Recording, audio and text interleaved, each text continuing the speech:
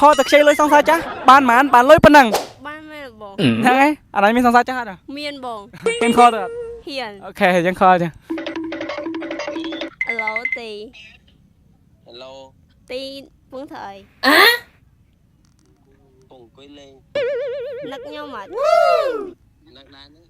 មែន មែនតា នឹកខ្លាំងអត់ចា ខ្លាំងយកតែមែនតែម្ដង អ៊ុយដល់ថ្នាក់ហ្នឹង ដល់ហ្នឹងហើយ ឥឡូវមកដើរលេងនៅនេះអត់ Nope. ខ្ញុំមានរឿងចង់និយាយតិចបានអត់ បាន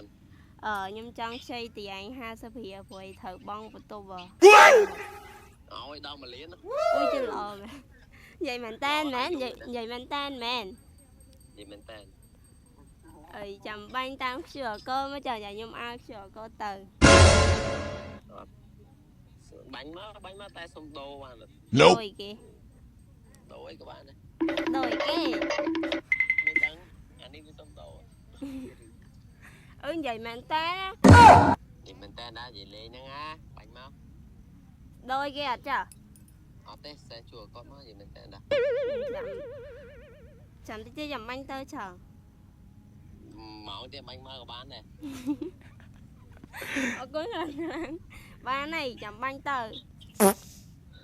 នេះបងក៏បាញ់មកហើយបង អឺហ្មងណា 1លានបង ចុំ ក៏និយាយមែនតែខ្ញុំឲ្យក៏បាញ់50រៀលទៅបង អូខេអញ្ចឹងខ្ចីបាន1លានបានលុយ1លាន មែន អូខេហ្នឹងហើយមែនតើណា មែនតែនេះទៅសុំបានលុយ ហើយសង្សារចាស់ណាចិត្តល្អមែន ខ្ញុំមកដល់ណៃហ្នឹងក៏និយាយលេងដែរបាញ់មកមែនតែនេះ ហើយណៃមានអារម្មណ៍អីដែរចឹង សុបាយបងបានគាត់ឲ្យលុយឲ្យបានវាយឲ្យលុយថែមទៀតបានលុយគាត់ពីបង ថ្ងៃណាសងគាត់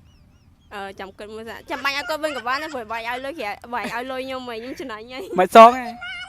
អត់ទេមិនឲ្យស្ទាក់ អូខេអញ្ចឹង